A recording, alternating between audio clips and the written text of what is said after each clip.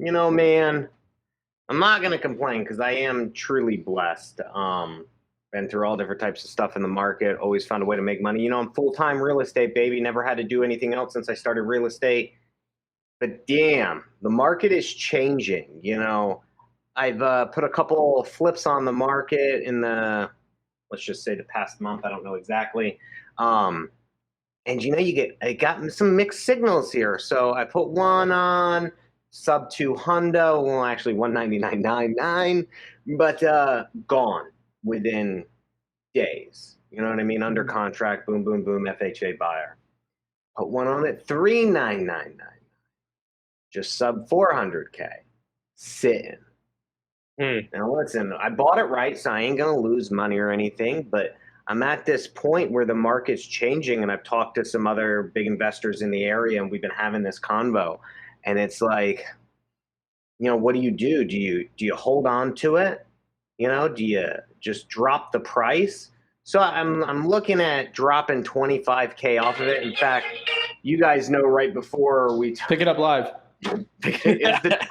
It's the Florida Department of Revenue. Trust me, you don't want me to pick that one up live. They like to hound me based on my properties. But no, it's what was I saying? So it's drop at 25K, and that's kind of where I'm at on it. Now you guys know right before this call, before this webinar or podcast, whatever, I picked up a call, and that was my don't tell the lady, don't tell the agent or the buyer, but that was my first showing request on it. We had just we took it off for a week to put new professional photos because the photos we used weren't good. Some of my buddies told me.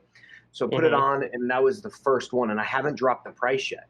Because for anyone that doesn't know, realtors set up automated emails, right? So like for me, I'm an investor. I set up my own automated emails. I'm my own realtor. And so I know what's coming on and off the market, going pending, temporarily off the market. So every time you do something, like drop the price, pull it off, put it back on, it resends the automated email depending on how they set the email alerts up. So I was going to drop at 25K today, but I was like, no, why don't I get 2 alerts out of doing 2 different things? So I put the new photos on, send it out, it reblasted everybody. And then I figure if I don't have anybody by Monday, I'm going to drop at 25K because the last thing I want to do is be chasing the market. Yeah. I love the product. Anyone who knows me, when I flip, I don't hold back on stuff unless it's a shitty mobile. I will hold back on those. But I got fucked by a builder. So this motherfucker held on. If you follow me on Instagram, a couple of weeks ago, I drove through a neighborhood that was being developed by this flip, and he was building all these spec homes, and they were yet to be on the market. Well, in the last 2 weeks, he put like 12 of them on the market all at one time. Oh, shit. All right below my pricing. Now, they're not done. So if you're a buyer looking for a property, none of them are completed, but they're at varying stages from block, framing, drywall, trim. And man, I'm at $200 a foot. He priced all of his at like 190, 195. So now I need to drop it about 25K in order to be right back under that new build because I'm not a new build. I don't have the ceiling height. I don't have a lot of the features that people want. Now my finishes are better than any new build. Like you're not going to compete with me on finishes and materials and the feel and look of a home, the style, but you can't compete with me on age. You know what I mean? You can compete with me on like the spacious layouts, the new modern layouts. I just don't have that. I got a ranch style. So that's kind of where I'm at with it, man. And, dispelling's getting rid of these deals is getting a little bit more difficult. So I'm not done buying though. I'm still buying, baby. But at different prices. I got to account for, let's just say, what is that? I just took a 5% hit. 5% hit on the price and maybe a little bit more, who knows? And I'll still make money regardless. I mean, it was going to be a really huge profit for us, but it just goes to show that you got to make sure you're buying these things right going into this market. Now, I bought this a year ago. It took that long. It took us 9 months to finish this reno based on all the stuff that we had to do to it. Yeah, Go ahead, John. You got somebody else who's changing their buy box because they're looking for even more distress now to get the bigger spreads on it because their lenders, their people they're selling to are wanting the bigger spreads to account for what's gonna, like, prices might change in the time frame that they're going to be doing the reno. They want to have the wiggle room there. So they're like, we used to be chasing these 300 leads that could potentially do something. Now we're taking that down to like 100 because the others just aren't hitting the buy box. A lot of people are going to get in a lot of trouble. So I've missed out on a lot of deals because I still require a little more profit than anyone else, only because with age comes experience and wisdom. I'm not going to fight to make 5-10K profit that doesn't do anything to get me all jazzed up. You know what I mean? That doesn't get me all hot and bothered. So, I haven't been one of those guys, but I feel like a lot of guys have been chasing the appreciation, willing to put something under contract that shows that they're going to make 5%, 10%, or 15, 20K. And if they do enough of them, it adds up. If you did that in my situation, you would be effed. Luckily, I still have 6 figures of space in there, but it's like, and that's the thing is I was talking to somebody the other day who was trying to get me yesterday, he was trying to get me to buy properties. And I was like, listen, man, I was like, I'm not your buyer on this. Like, I'm not saying you're not going to sell it. I'm just saying your prices need to be different based on the market. I need to make sure I'm paying at ARV of today or what it's going to be tomorrow, not paying for ARV that I hope it's going to be, which is what we used to do, right? Which is what, like all those emails going out, the dispo people, they were like, hey, pick the very, very, very, very top ARV and say, hey, the market's appreciating. This is what you can get. Yeah. And if you're lucky as an investor, you buy it and it goes even above that. And we've been spoiled in the last 3 years with that happening, or 2 years with that happening. That's not going to happen anymore, man. That's not how it was back in the day. And you had to buy smart, and it's going to go back to that. And that's what I was telling somebody who was trying to dispo me a deal yesterday. And I was just like, man, like I'm still buying. I'm just going to buy at the numbers that I believe I'm safe at. And if that doesn't work, then sell to someone else or negotiate lower. I didn't say that to him, but Yeah. What were you going to say, Carlos? I was just going to say, Papa P's, before we went on air here, I could hear it and feel it in Papa P's voice with the, I guess that was a realtor you were speaking to, or for someone going to see the property. And that is kind of like the state of the market, man. Like, people are a little, not that Papa P he's super confident and always sure of himself, but I think there is some uncertainty out there. Like, I could feel it and hear it in your voice. A conversation I had with a dude today that might be watching the show, I told him about, it's just like, not sure if you're going to be able to sell a deal where you would typically lock it up at or get certain terms or get into the deal in a certain way that you would the last 3 years when everybody's been riding this high. So it's like, dude, I'm feeling it. Just pulse of everybody, like today's call, like people in the academy. We're actually talking about getting emails from a certain dispo tool that they're not fond of getting emails from just these people. Fuck Investor Lift. People dude. are trying to say it out loud. These deals. Fuck Investor Lift and their fucking emails. He needs to find another way to run his fucking software because it has ruined the dispo market. Yeah, I get it. People make a shit ton of money and they all got spoiled with hedge funds buying, but fuck it, dude. I get the same fucking emails from multiple people and I get blasted. I bet you if I open my email right now, there's 5 more of them telling me how I got a 90K spread. Thanks a lot, asshole. I'm going to dump 60K into it, pay commission, and I'm going to walk away holding my butthole because I just felt like I got bent over. And it's like, yeah, dude, I'm getting sick of those emails too. I almost am ready to hire an executive assistant just to delete my emails so that way I don't spend all day deleting Investor Lift emails. That was some sentiment from our mastermind, of that. But I mean, that's what's kind of going on. Like, wholesalers are filling out going on other wholesalers' sites, putting a deal they have under contract just to help deal. I don't know. It's almost like it feels a little bit like musical chairs. Is that the game? Yeah. Where you run around? Yeah. Okay. Musical chairs. People are getting desperate because they're not buying right. So to the guy that you talked to earlier, you don't got to change anything other than where you're buying them at and negotiating. Here's the best part, Carlos. If we all just worked together and said, hey, stop offering sellers 85% of ARV because that's not going to fucking work, we would all be better off. But that's not going to happen. I just got beat out on 6 contracts in the last week by people outbidding me. Do I feel bad? Yeah, I would have loved to have that money. Were my numbers accurate? Yeah, fuck yeah, my numbers were accurate. Could he sell the deal? Maybe they could. I don't fucking know. They find somebody dumber, but I felt like I was already paying the max, and I was keeping a couple of them myself. So I was already paying my numbers, not like wholesale fee numbers. And if that keeps happening, it's going to take time to catch up on the lag of sellers' reality, right? That's the lag. Sellers catching up with their reality that, oh, all these people aren't as desperate anymore to pay me 90, 85% of ARV or just pay what I'm asking. They're back to negotiating me again. Yeah.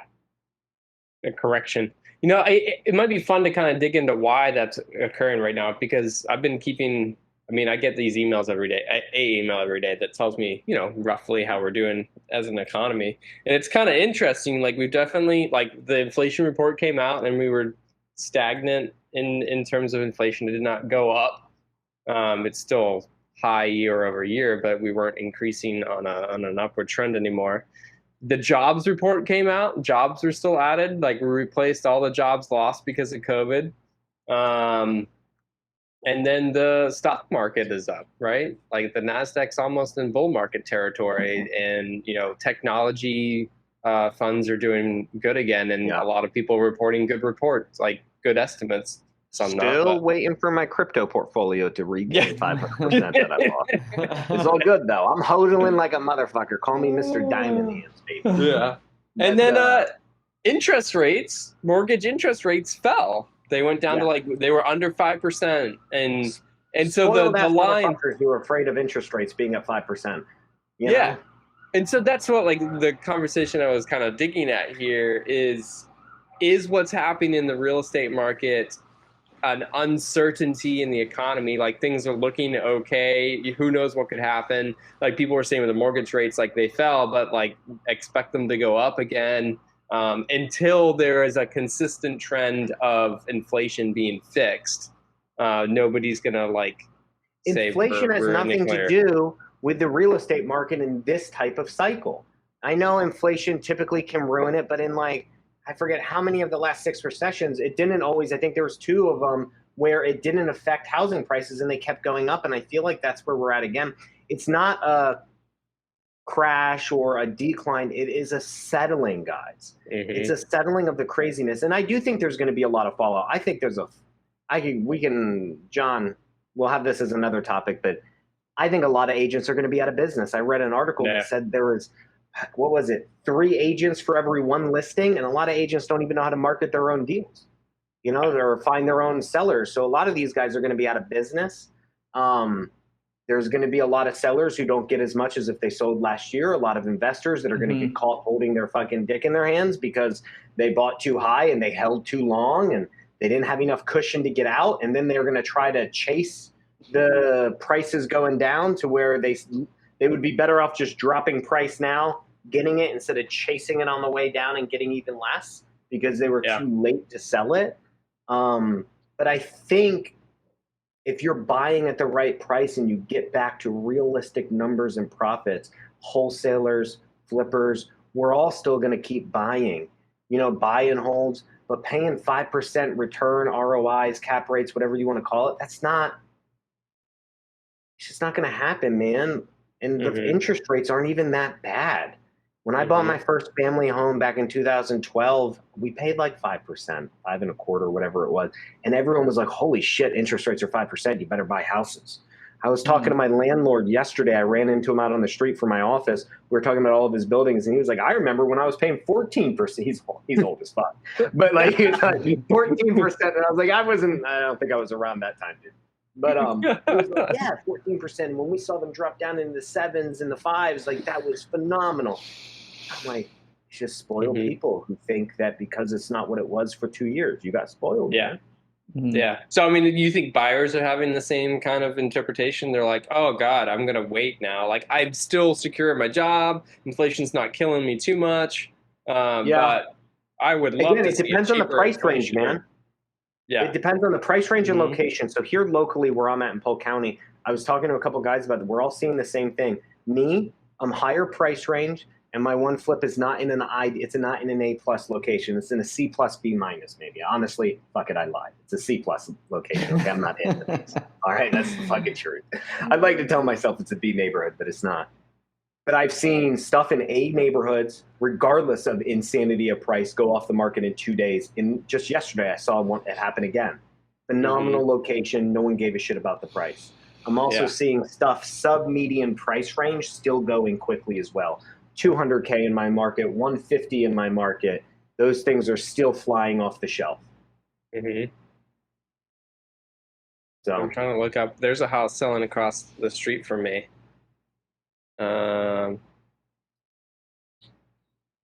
Interesting. It says off market on Zillow. yeah, Did it sell? Did they pull the listing potentially? they could have pulled the listing. You're talking about the other one, yeah. So, Oh yeah, I don't know, guys. listed for sale for 480. Listing removed. Yeah. Just depends. They could have pulled the IDX. They could have pulled it off the market for a bit to do something to it to put it back on. There's many reasons. Yeah, intriguing. But guys, that's the state of the market. I mean, I think we could dive deeper into this on another day, but it's like For sure. Buyers are still buying, investors are still buying. I know a lot of my biggest buyers, we're just all buying at a price where we feel that, we're predicting that if things settle a little bit based on the interest rates going a little bit higher, we just got to buy at a better price. And that means we have to reset as an industry. We need to reset seller expectations and not act so goddamn desperate to get a deal. And maybe it'll also weed out a few of the people that don't have their companies and marketing streams run right. So Yeah. It'll be intriguing to see how many, like you said, you lost 6 contracts of being outbid. How many of those 6 will come back when? Oh, I know. We're keeping track. I told my guy to call him the one today because I haven't been sold it on Investor Lift yet. So I'm wondering if it's not actually going to, if they didn't actually succeed in getting photos and closing the deal.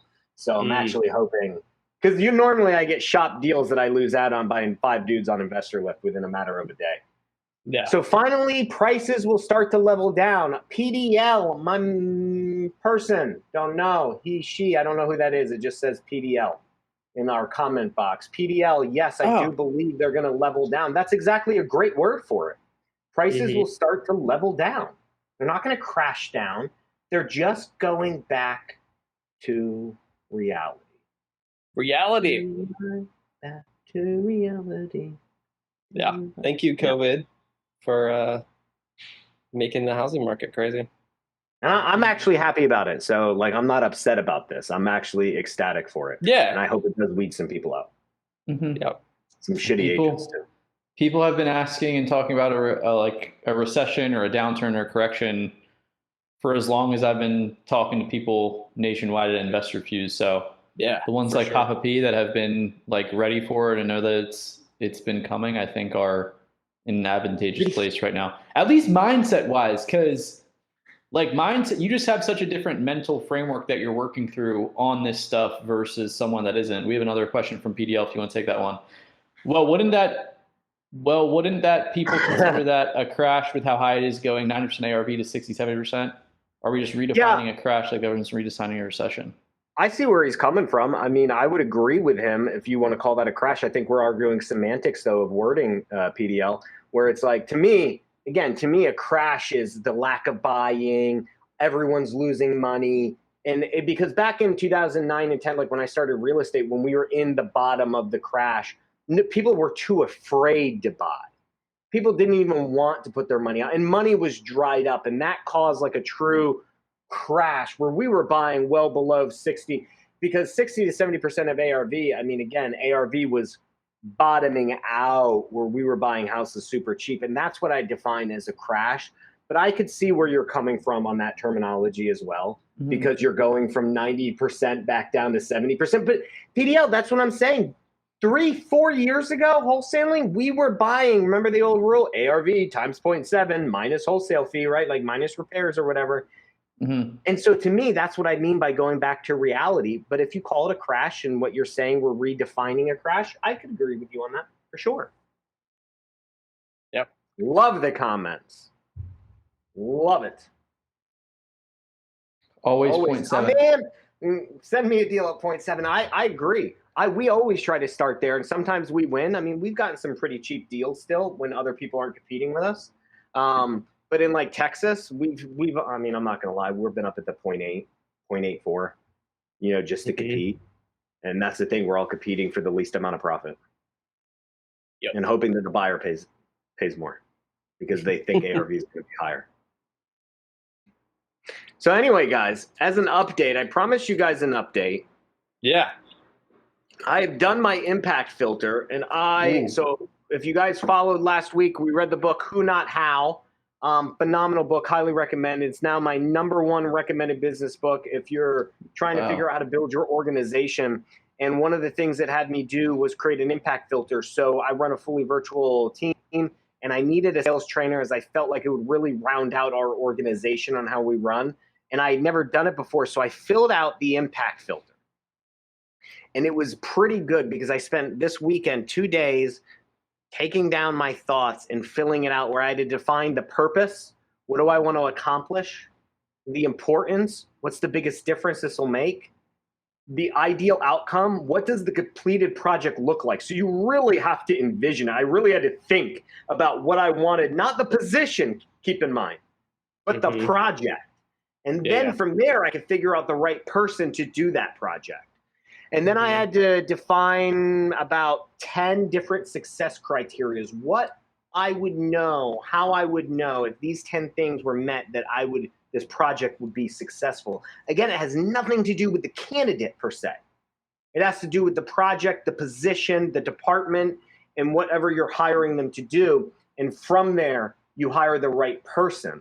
And then best result, if I do take action, what's the best result? How will it affect the company? And then worst result if I don't take action.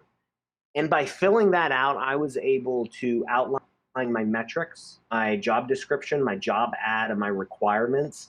And I felt very confident about what I needed and what this project was going to do for our company. I was very, not just to say proud, but I was pumped about the impact filter. And I told Brittany, I was like, we're going to use this for every position going forward. Anytime we're hiring, as long as it's not a cold caller, like this is what we're doing. So the 10 success criteria that you had to come up with, are those KPI based? So it's more like criteria. What has to be true for this project to be finished? So for me, processes have been created for onboarding training and ongoing training within the first 3 months. Onboarding closers, class of trainees 2 times a month, openers 4 times a month. Agents can transition from opener to follow up to closer and be trained at each interval without issue. Training material is updated as needed basis to stay current with relevant tools and systems. Working cooperatively with all the department managers to fill their needs, ability for trainees to be fully ready in under 4 weeks for closers, 2 weeks for follow-up, and 2 weeks for opener. So I was defining project can be duplicated and replicated, those types of things, and more. Interesting. So I was defining in my mind what was success for this department or this program that I want to create. Yeah.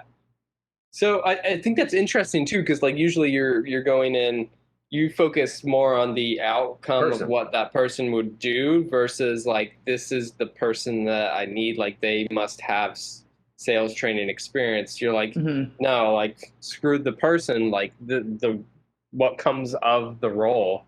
Yeah, go ahead. 100%. No, I was agreeing with you.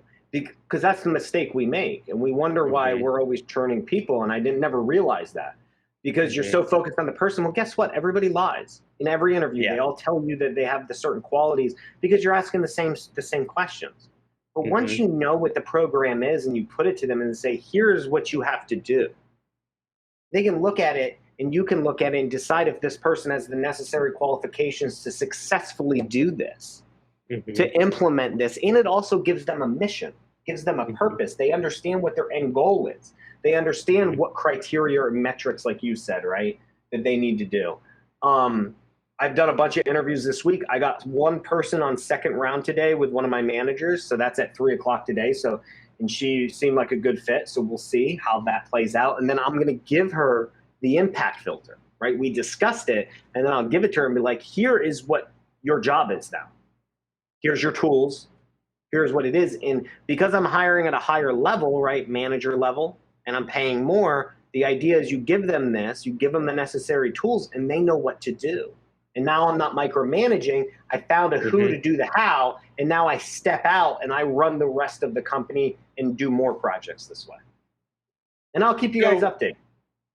I just want to go back in time and say how, like, when you previously hired, what was that process like putting up the job description and going through things versus now that you did the impact filter? Longer, shorter, shorter, easier, harder?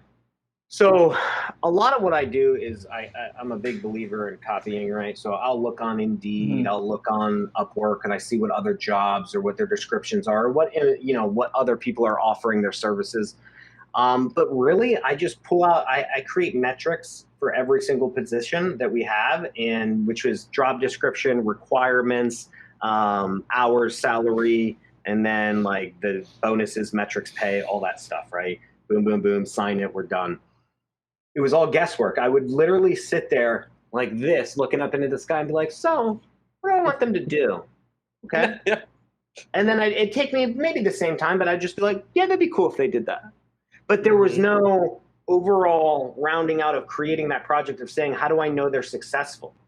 What do I want from them? How is this going to impact the company? And there's nothing that I could give them like this, right? For them to run with the project. It was just literally bullet points of what I thought their job was going to be like. And inevitably, it would always adjust and change because I never really gave it thought.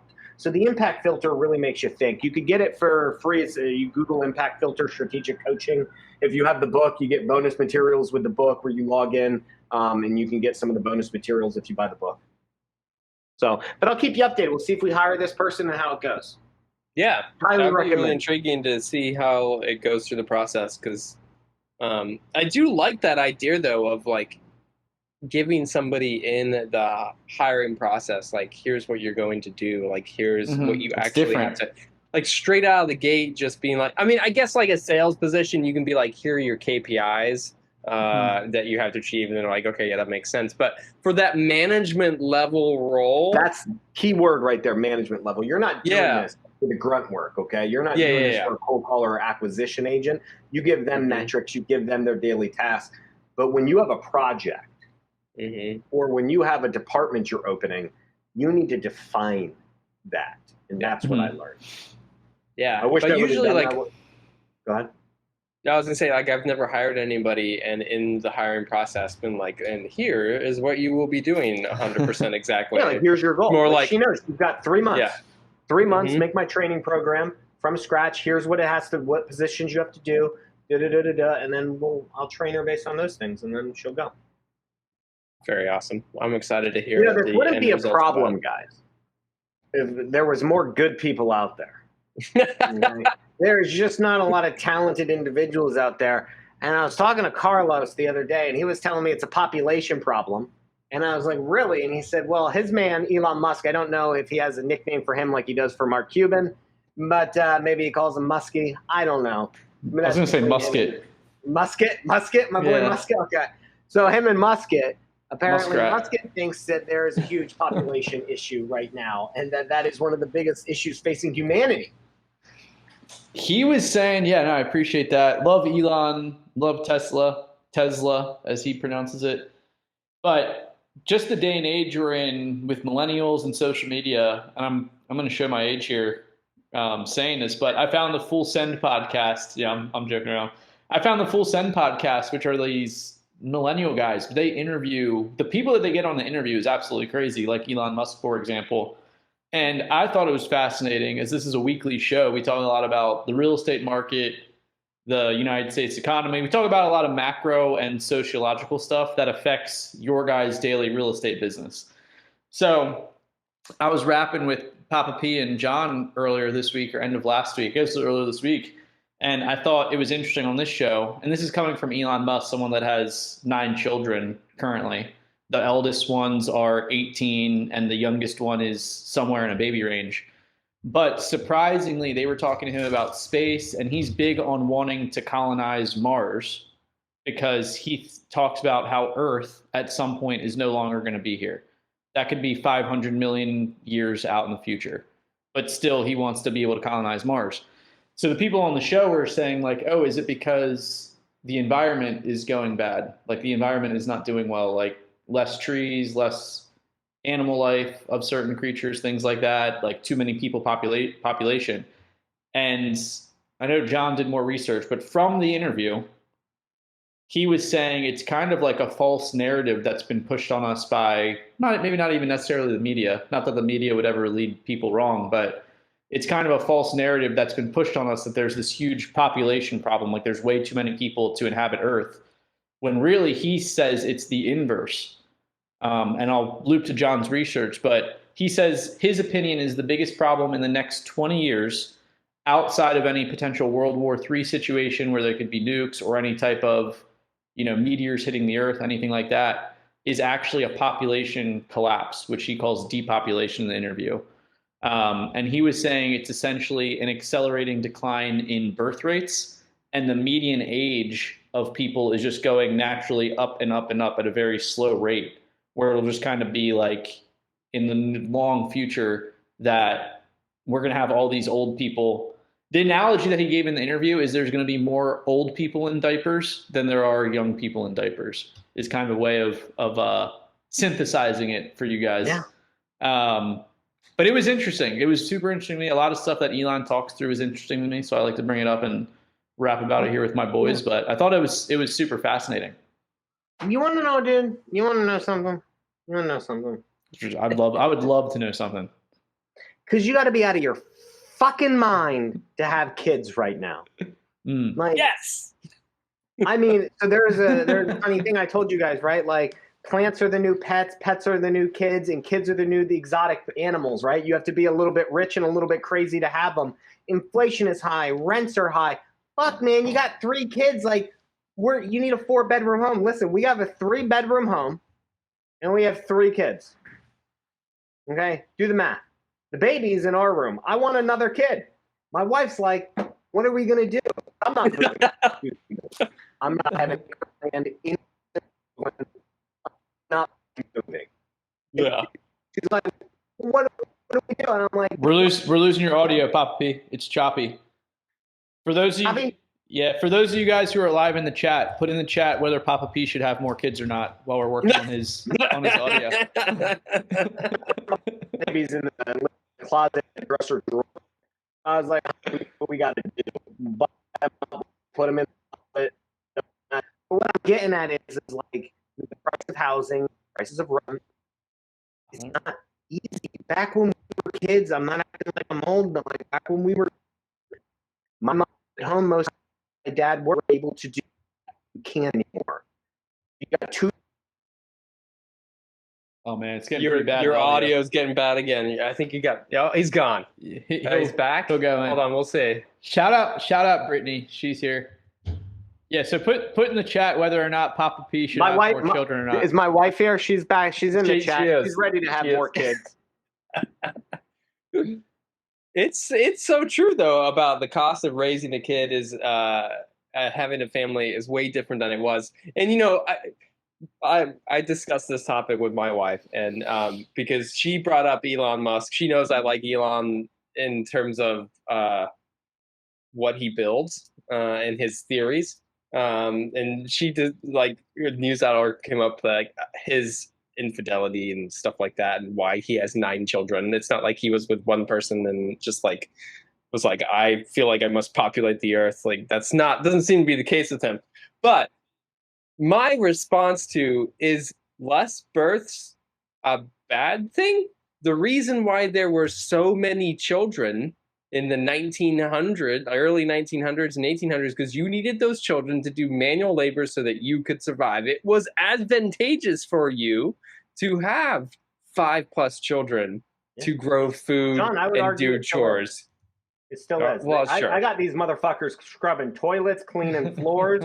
My son's I had 3 children. I had my son weeding plants at my mom's when we were in PA. Put these motherfuckers to work.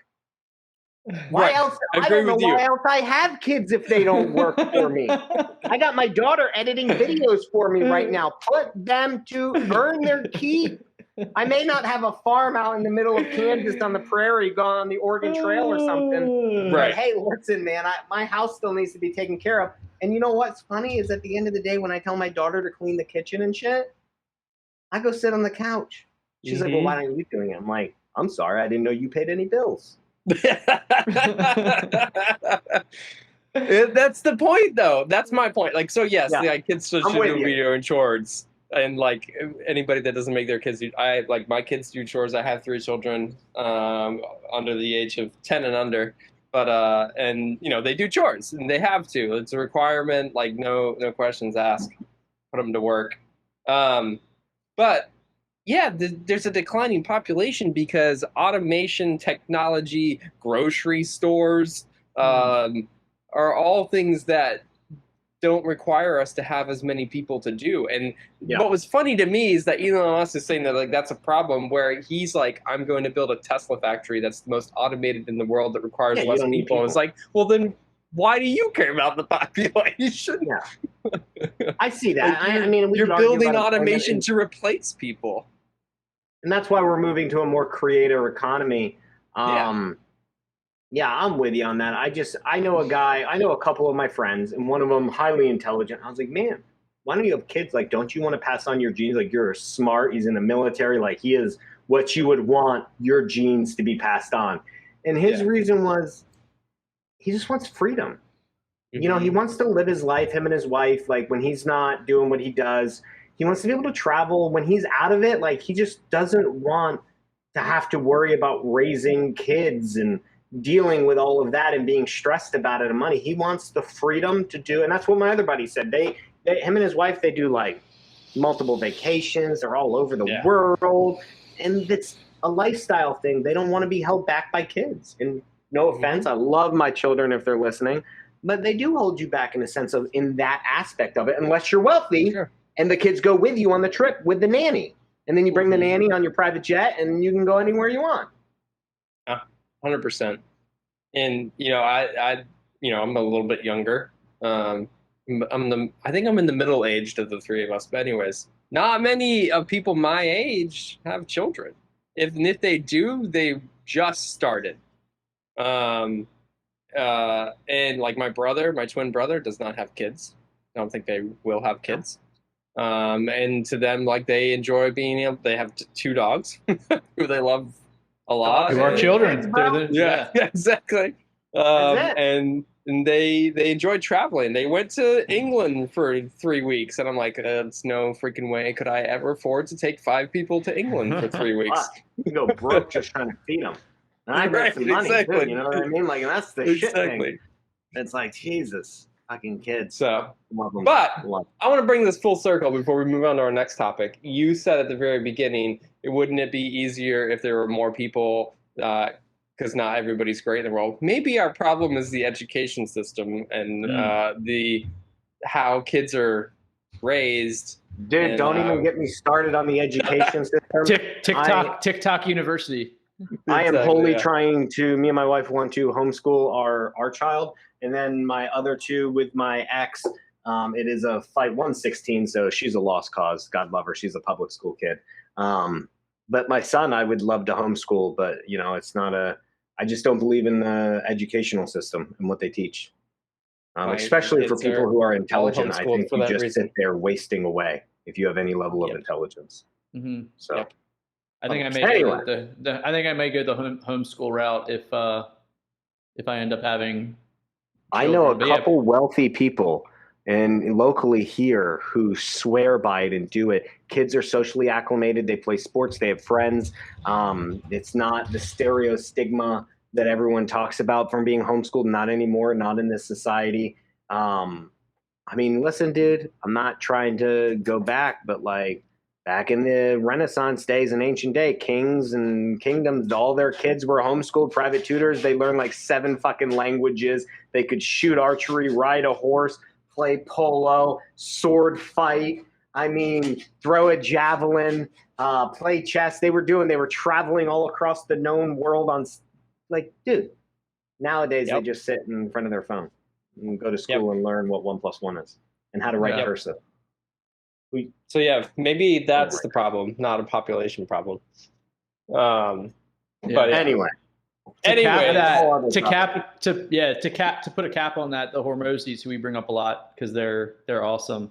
They had a good take on it. Why I don't know if they're planning on never having kids or just not in the immediate future.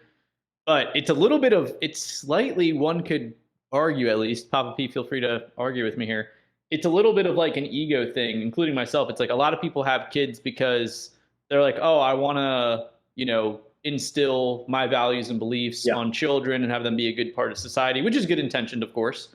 But the Hormozis argue, they're like, why would we spend so much of our focus and take so much of our focus away from like building our empire to instill this into 1 to 3 kids versus if we focus all of our, and there's a good chance they're not going to listen just because kids oftentimes don't listen to their parents or want to be like their parents. But why would we do that when we could influence 10,000 plus people have kids, and we're going to instill it in so much more.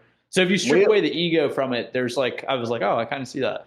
I get it. And fuck it. Call me an egomaniac. I don't give a shit. Okay. Yeah.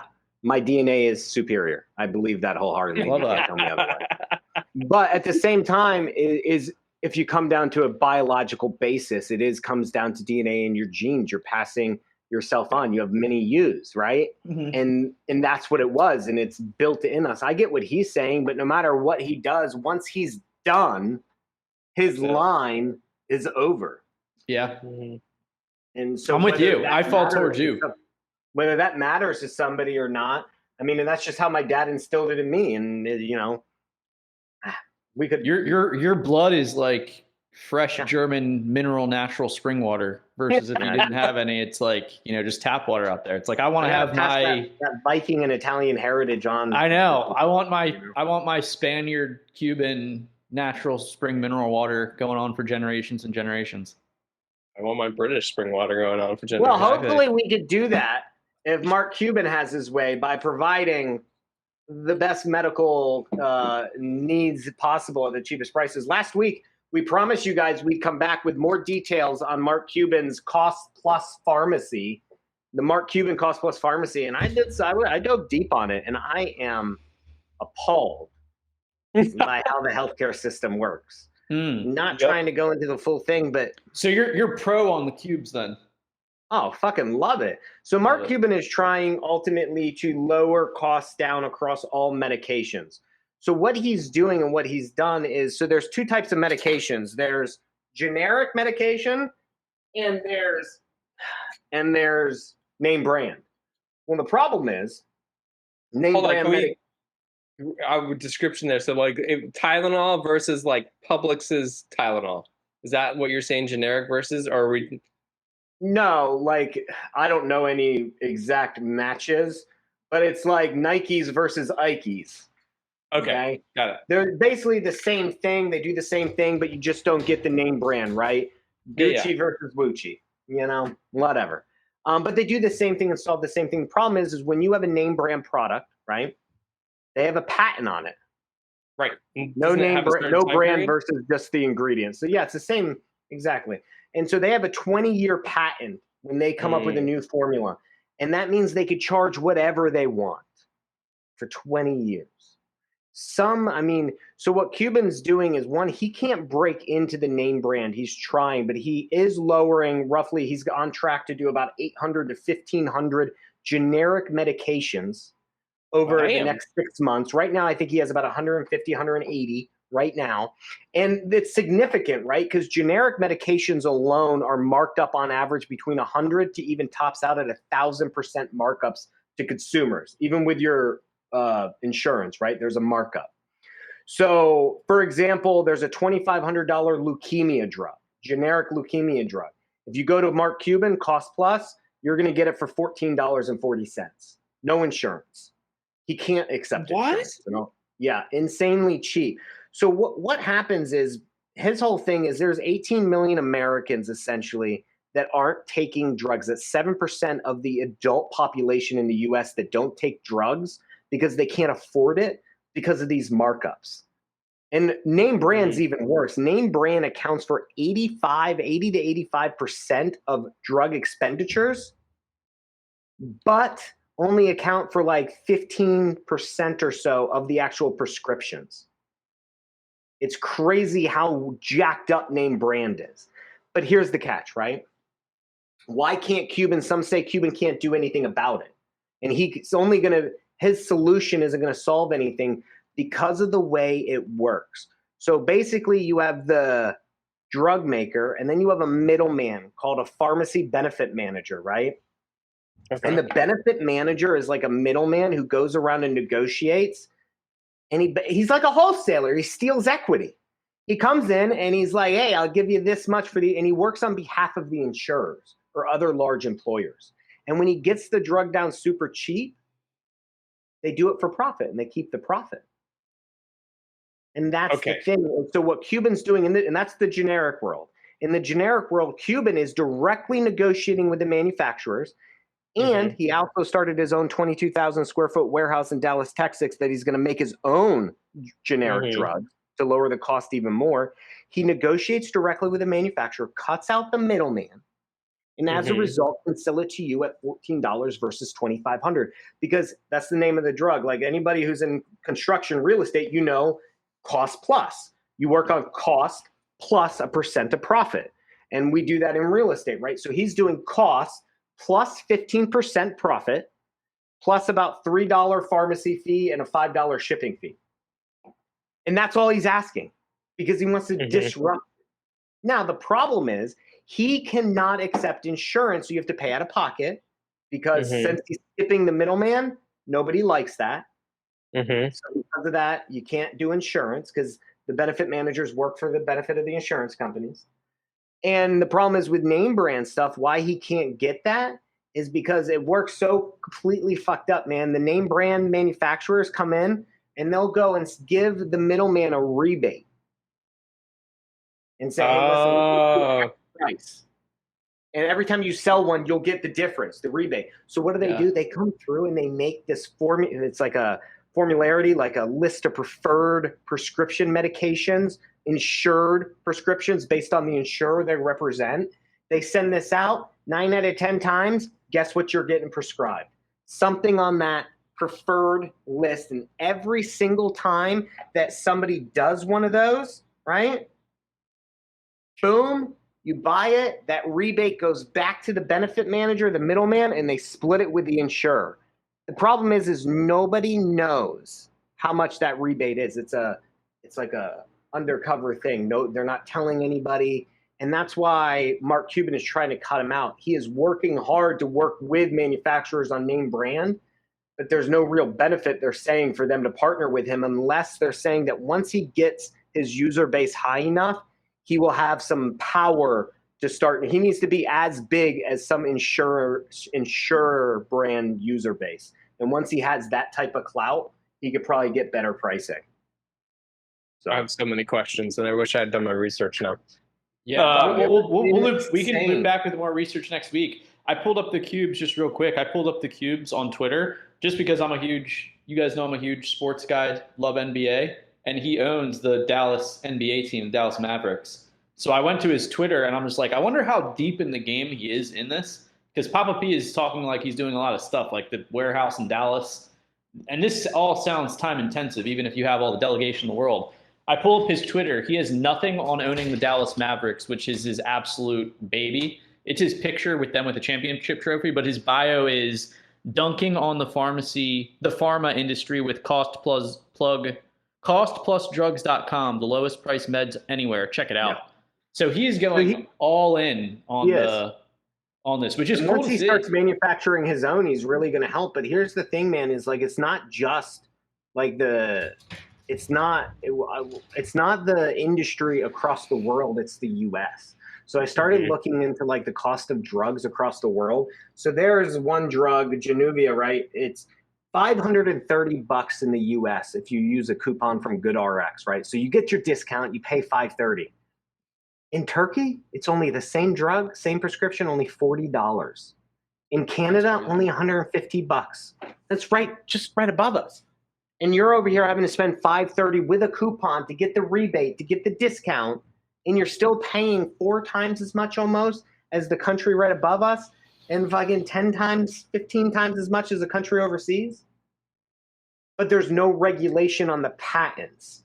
So because you can get a patent which does not restrict how much you charge, they could do whatever they want. And now they'll argue, well, we spent $1 billion researching and developing this product.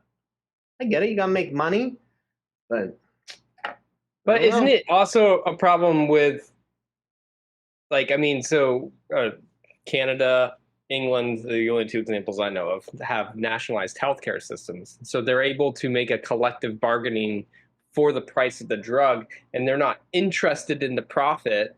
So they're like, we just want it as cheap as possible for the people, where in the United States, everybody in the entire healthcare system wants a slice of the pie. So who cares? They don't care if they can make it cheap or not.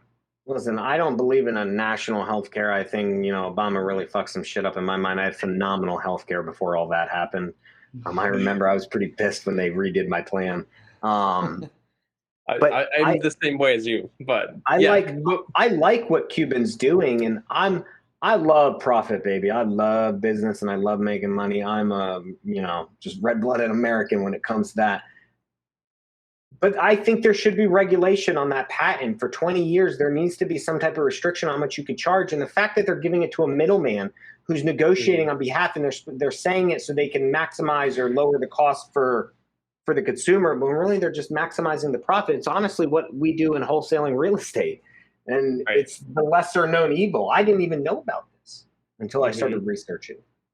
And so Cuban is in talks with some name brand, and he thinks that, and that's what a lot of people say, until he does that, he's just a drop in the pond of solving this problem. He can have his own manufacturing warehouse, but there are, I forget, I didn't write down the stats, but there are still so many name brand drugs that solve problems that there are no generic drugs for. So that is why, and a lot of users, like I said, about 7% of the adult population forgoes medical care of medication because they can't afford it, or they try to not take it as much so they can make a 1-month prescription last 2 months, thinking that that's better than not doing anything at all. Yeah. So, damn. I hope he wins, man, and this goes down. When you're a billionaire, what else are you going to do with your money other than fuck other industries up and make them get on their knees and just be like, yo, guys, I got a couple $1 billion. I can make this happen. I support that. 100%. 100%. Well, let's wrap up our wonderful Friday session here with our Pulse of the Week. Pulse of the Week! Real estate focused. So, we last week talked about Open Doors' lovely FTC fine and how everybody in our industry was applauding the fact that they got punished for stealing deals. But this week, Open Door is now partnering with Zillow, which is funny considering their collective negative profit. But I think you have the deets on this in its full statistical analysis there, Mr. Brandin, or Papa P. Papa P's in the house. You already know what it's about. Coming with the fucking facts. Coming with the facts, baby. Here's the thing. All they do is fucking lose money. All they do is lose money. Zillow and Open Door have collectively lost over $1.2 billion in the last 2 years. That's a lot of money. 1.2 billion with a B, $1 billion. That's a lot of money. It's insane. OfferPad actually made some money. I think they walked away with $6 million. So in 2020, OfferPad lost $23.1 million. But in 2021, they actually netted, not EBITDA, but they netted about $6.5 million off of selling 6,300 homes. In 2020, they only sold 4,200 homes. So it's like, they upped the sale and they were able to do a little bit better per home. Whereas Zillow and OfferPad, I mean, they were doing horrible, man. Zillow lost $881 million in 2021. 528 total loss overall after cutting 25% of their job. So what do? So I was researching this. Why? They did so shitty trying to buy houses that their logic is, well, let me partner with Open Door. I can capture some of this iBuying magic without taking any of the risk. So they're creating an app. They're adding a button to where Open Door, you go on to Zillow, you can now get an Open Door offer. Now, it hasn't been disclosed what like the payment between them are, but for Open Door, think about it. You get free leads now. Your marketing costs are basically zero with the exception of whatever they worked out with Zillow, which I'm sure is going to be some type of per home fee or click fee or something, right? But I don't know. I just thought that was crazy of how they're now doing that, and Open Door is working on trying to make money in other ways because their goal is to get this, to get to a net zero profit. It's an audacious goal there. They want their algorithm to be so good that they could buy homes and walk away without losing money and make a little to zero money because they want to make money on ancillary products, title, lending, different things, warranties, different things. So they've been buying different things and looking into different companies where they could start to angle into other aspects of that transactional cost. They're going after almost hotel type deals. Yeah, man. I mean, Open Door, or was it OfferPad, I believe, partnered with like new construction, a new construction builder, and now they're offering things like, we'll let you stay in your home after we buy it if you buy from this builder. So they're starting to get kickbacks, kind of like affiliate marketing, right? They're partnering up with these other people to try to make their offers more enticing. And so that's kind of what's happening. And I think it's going to give realtors a run for their money. It's going to give wholesalers a run for their money. It's going to give people more options. But I think right now it's one of those things where they haven't like gotten their footing, which is why they've been losing money. I mean, in a lot of the red states, they accounted for about 20 to 25% of overall purchases. In the past, I forget what year it was. I think it was 2020, 2021 or something. So they've been buying a lot, but they've been losing money because their algorithms didn't account for the insane market. And all they keep saying in all the articles I read and all their press releases, we're going to get better. We need data like this. The more data we get, the more we'll adjust our algorithm and it'll be perfect. I bet their investors think differently. Yeah, I mean, it'll be interesting to see how it plays out. They're still buying though, man. I mean, like OfferPad upped their purchases. I mean, they bought up 139% between Q1 2022 to Q1 the prior year period, 139% in purchases. Wow. So they're upping their purchases. And in sold homes, they sold a 254% increase in sales year over year. So they're not messing around, man. I mean, they're going to keep coming for it. And getting slapped with a $62 million fine for Open Door is nothing when you lost $600 million. Yeah. But they only made $6 million. So but that was OfferPad. Open Door still lost $600 million. That's one, just so we know, let me just say this, right? I wrote this down because I was trying to break this out. They lost $607 million. That's $40,000 per home. That's $1.6 million per day, or $1,100 per minute they are dumping down the toilet because they suck that bad. Holy crap. Just $1,100 a minute just getting fucking flushed because they're trying to sort out their algorithm.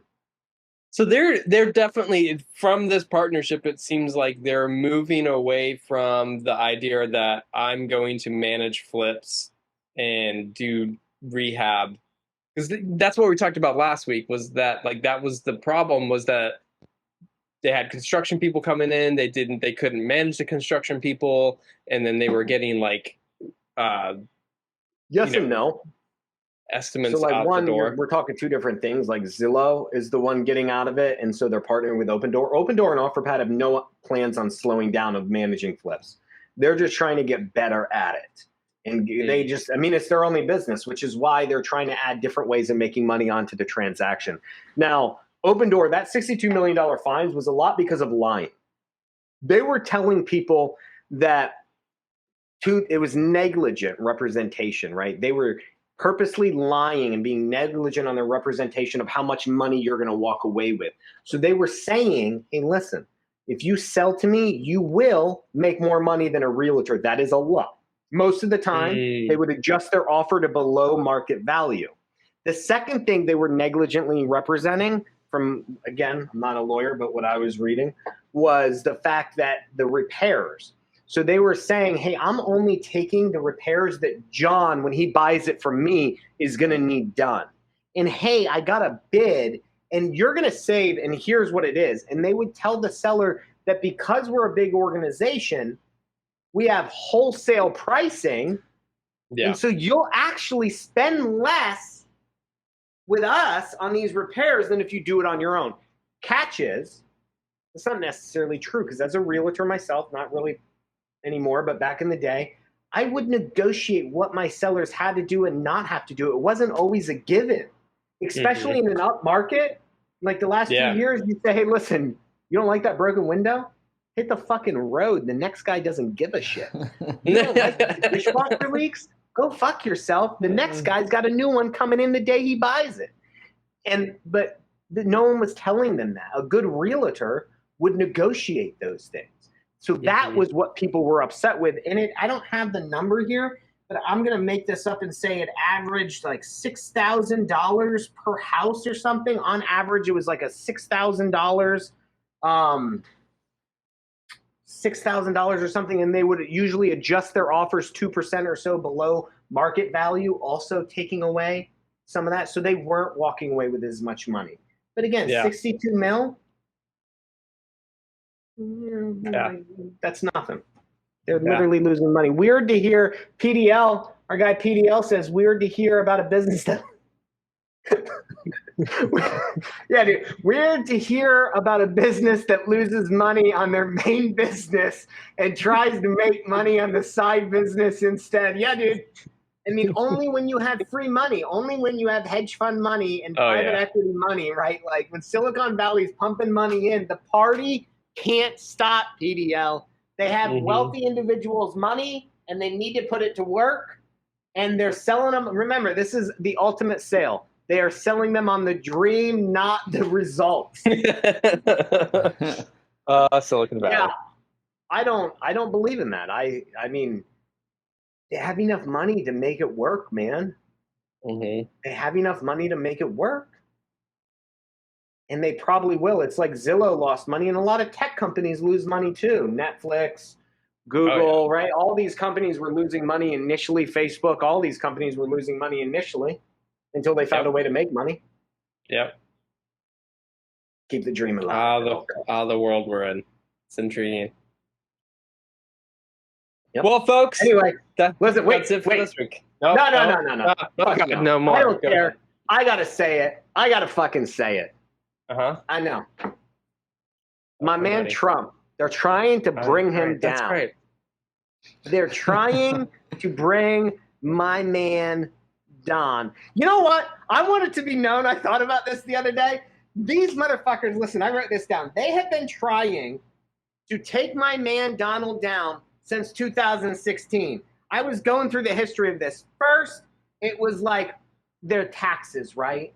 It was, he didn't want his taxes. They were saying that he's inflating his property values to get loans and for tax purposes. Then it's Russia. They're coming at him thinking they rigged all this shit with Russia. Then they're coming at him with 2 impeachments, probes. They came at him about COVID, saying that he didn't react properly. Then they came at him about the invasion on the White House or fucking Washington, D.C. Now they're coming at him and invading his fucking compound in South Florida. Can we just start calling my man Teflon Don? They can't get him. He is the Teflon Don. He is the ultimate. What bounces, just bounces right off of him, baby. Nothing sticks to this man because they keep throwing garbage at him. And I was reading all these articles, which could be fake news. You know, if you're a Donald Trump person, you probably believe in fake news. But wait, they went in and no one knows what the warrant says. They haven't released the warrant yet, but they found 15 boxes. But the funny thing is they're arguing about all this. And a lot of people say that it's because of his run. They're trying to, like, you know, make him as discreditable as possible for the run.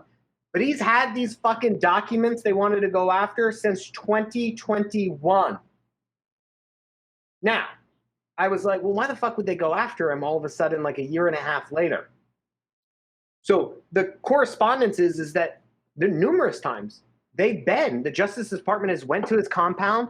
They've sat down, talked with him and his attorneys. Donald even like walked them over to where the documents were, showed them one time. It was one time. Other times it was just his lawyers showing them when he has. They're asking for things. They're helping. The one time the Justice Department even went and put a lock on the docs where the documents were, the storage area, because they didn't feel it was secure enough. And when they came and searched the house, the FBI came, they broke that lock. Mm-hmm. So why all of a sudden do you have to make this big spectacle?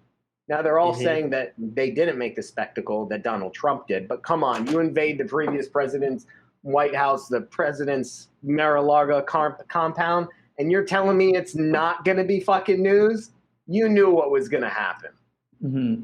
I'm just saying, love him or hate him, he's the Teflon Don. Nothing fucking sticks to this guy. I would agree with People that. think Grant Cardone is the best marketer. I will say that before Grant Cardone, there was Donald Trump.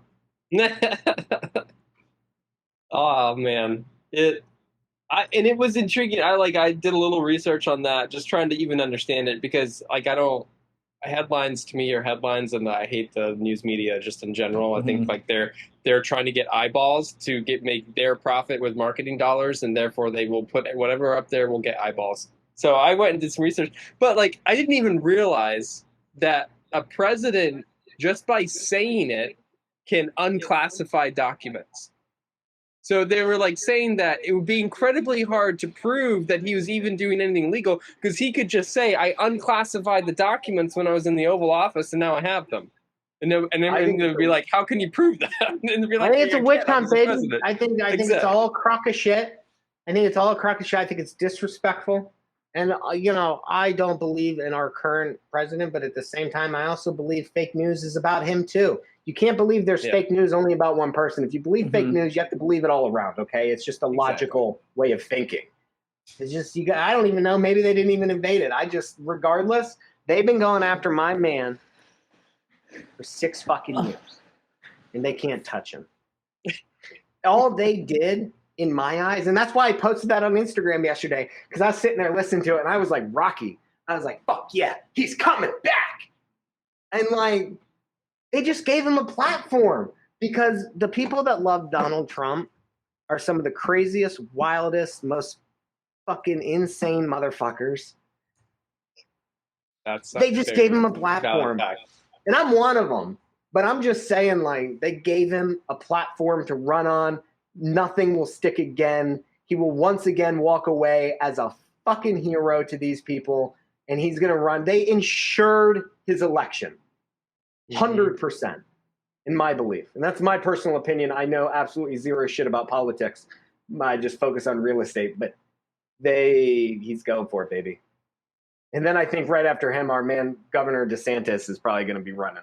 Because I love him too. It'll be the two of them. It'll be an intriguing, fun battle. So, there you guys go. I had to say it, guys. I know we don't get into politics, but I just want it to be heard here. On August 12th, 2022, I have now given Donald Trump the nickname, the Teflon Don. That's it. When you hear it on Main Street media, it started here. This is where it Teflon was. Don, baby. We're gonna hear a news announcement in about maybe tonight, 9 p.m. tonight on CNN. We're gonna hear Lakeland real estate investor house raided by the FBI for comments he made on a live real estate podcast earlier that day. They don't want to come raid my White House. We'll find some shit. Just stay out of my gun safe. Like a very large gun safe. Oh my god, that's hilarious. That's funny. All right, guys. Well, fantastic episode. Yeah, fantastic episode. DM. I was gonna say Instagram. God, I'm such a baby boomer. Shoot Papa P a DM on Instagram, Mr. Relovative. Let him know if he should have kids or not. Any feedback on the episode. Follow him throughout the week. Kind of get some live. Hashtag Teflon Don everywhere you're at. Let him know. Teflon Don. Papa P's in the house, baby. Awesome. Fantastic. All right, guys. We'll see you next week. Same place, same time. Same awesome. Lock and load, baby. Lock and load.